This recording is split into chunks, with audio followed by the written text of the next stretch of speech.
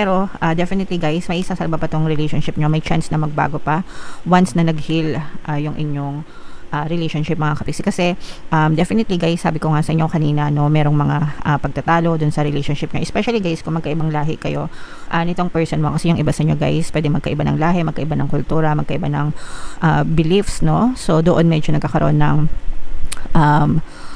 disconnect kayo ng person nyo mga kapiksi, but willing kayo parehas na mag-heal sa mga sugat nyo.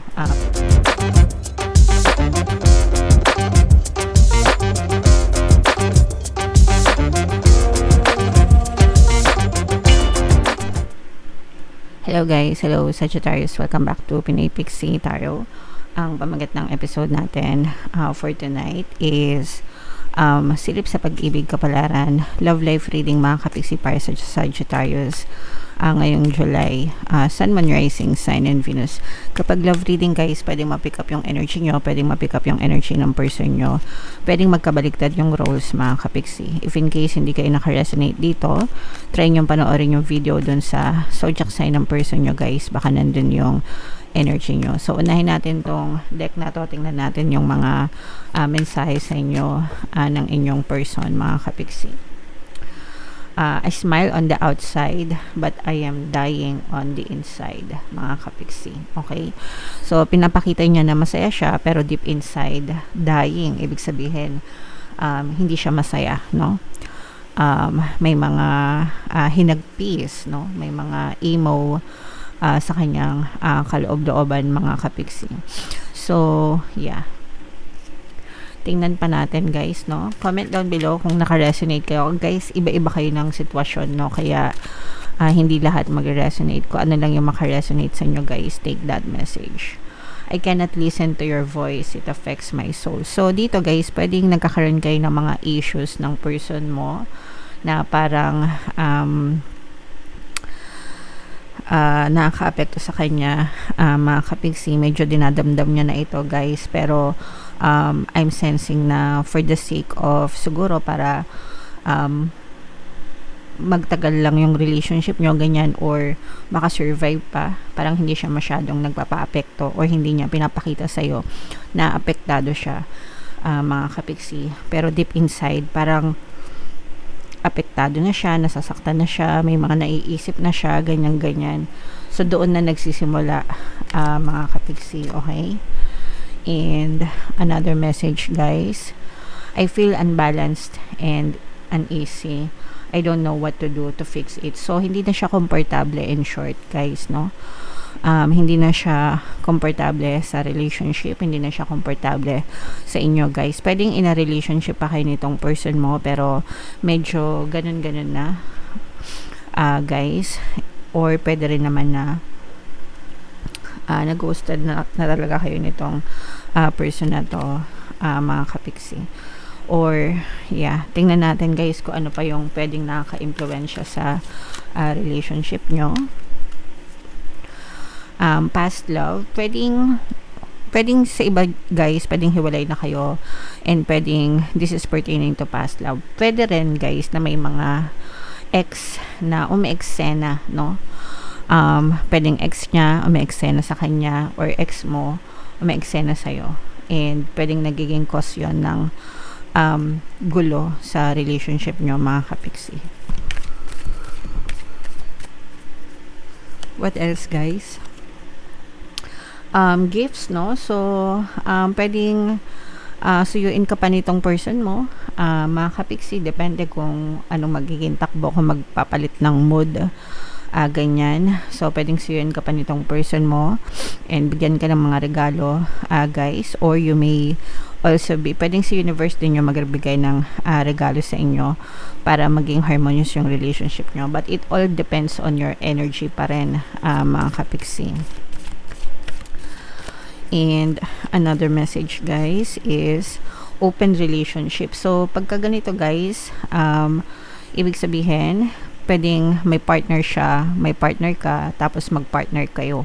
Okay, pwede rin na affair ito guys, no. Kasi nga ganun, affair, pag mga affair, yun nga yung may kanya-kanyang partner mga kapiksi. So minsan may mga third party na hindi nila alam na third party sila kasi sinasabi sa kanila nung mga nanliligaw sa kanila na single, ganyan, only to find out later on na sila pala yung mga third party. So, sa una, hindi nyo kasalanan, syempre. Pero pag nalaman nyo na, guys, syempre, layo-layo na kayo. Kumbaga, wag nyo nang sirain yung buhay nyo sa mga taong hindi naman kayo deserve, guys. Okay?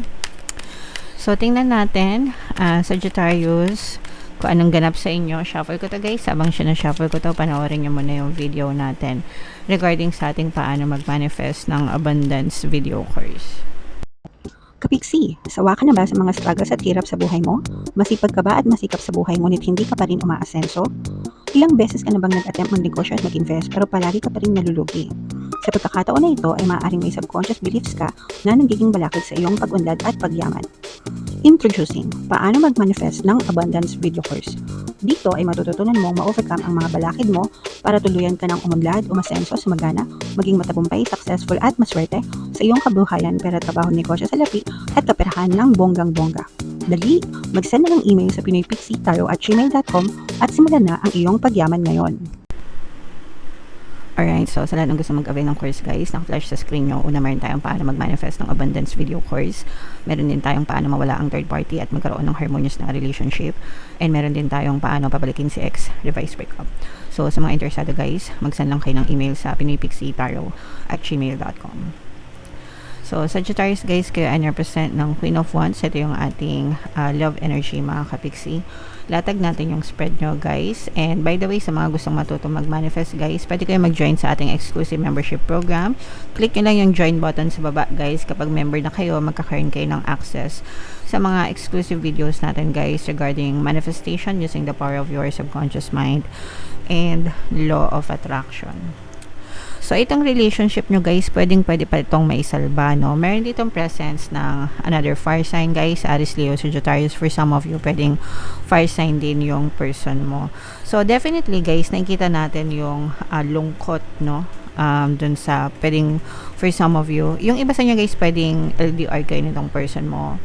And, doon na, kumbaga doon na, parang, pumapasok yung mga homesick, ganyan, kaya malungkot, mga kapiksi. Pero definitely, guys, may isasalba pa tong relationship nyo. May chance na magbago pa once na nag-heal yung inyong relationship, mga kapiksi. Kasi definitely, guys, sabi ko nga sa inyo kanina, no, merong mga pagtatalo dun sa relationship nyo, especially, guys, kung magkaibang lahi kayo nitong person mo. Kasi yung iba sa inyo, guys, pwede magkaiba ng lahi, magkaiba ng kultura, magkaiba ng beliefs, no? So, doon medyo nagkakaroon ng disconnect kayo ng person nyo, mga kapiksi. But, willing kayo parehas na mag-heal sa mga sugat nyo, mga kapiksi. Kumbaga, hindi lang ikaw, pwedeng pati siya, guys, no? And probably yun din yung reason, guys, kaya hindi niya masyadong pinapakita sa'yo na yung mga emotions niya, no? Kasi parang para sa kanya, kung pwede pang maresolbahan, pwede pa, mga kapiksi. And it's the same with you, guys. And sabi ko nga, as long as mag-heal yung mga sugat nyo, mga kapiksi, may chance na magbago yung relationship nyo and mas lalo pang maging harmonious kasi nandun yung feelings nyo sa isa't isa, guys. So, habang wala pang nag-give up dito sa relationship na to, pwede pang ma-save yung relationship nyo, mga kapiksi. And parang you also consider, or pwedeng sila kino-consider ka nila na lucky charm nila, mga kapiksi. Yung iba sa inyo, guys, parang feeling ko parang completion, ganyan. Parang ikaw yung kumukumpleto sa kanya, sila yung kumukumpleto sa inyo, sa mga something like that, guys, no? So, parang you are the missing piece of each other, mga kapiksi. Parang kino-compliment nyo yung isa't isa. Kung ano yung kulang sa kanya, pinupuno nyo. Kung ano yung kulang nyo, pinupuno nila. Something like that, okay? So, yeah, as long as willing pa kayo na i-save yung relationship, guys, pwede pa, mga kapiksi. And yeah, so someone is praying na maging ma-okay itong relationship nyo, guys. So this is like a roller coaster ride para sa inyo, guys, kasi merong saya, merong lungkot, mga kapiksi, no? Parang extreme. Kapag masaya, masaya. Kapag malungkot, malungkot, no? And yung lungkot, parang sobrang lungkot, mga kapiksi. Pero nandun yung pinagdadasal nyo, guys, yung relationship nyo na maging ma-okay, na maging maayos. So, sabi ko nga, guys, hanggang gusto nyo ipaglaban, hanggang gusto nyo i-save yung relationship, pwedeng-pwede, mga kapiksi. Ang isa sa mga sumisira sa relationship nyo, guys, is yung overthinking, mga kapiksi, no? At saka yung parang frustration na hindi namimit yung mga expectations. So, let's say, for example, it's either hindi mo namimit yung expectations nila sa'yo, or hindi nila namimit yung in-expect mo sa kanila, mga kapiksi. Or pwedeng hindi kayo nag-uusap, no? Parang nag-a-assume lang, guys. And yun yung medyo hassle sa relasyon, guys. Dapat kung gusto niyo magkaroon ng harmonious na relationship, dapat mag-usap kayo. Sabihin niyo sa kanila yung ina-expect niyo sa kanila, and sila din, no, tanong niyo din sa kanila kung ano yung ina-expect nila sa inyo, and mag-meet kayo halfway. Kasi ito, guys, parang punong-puno ito ng mga negative assumptions, no?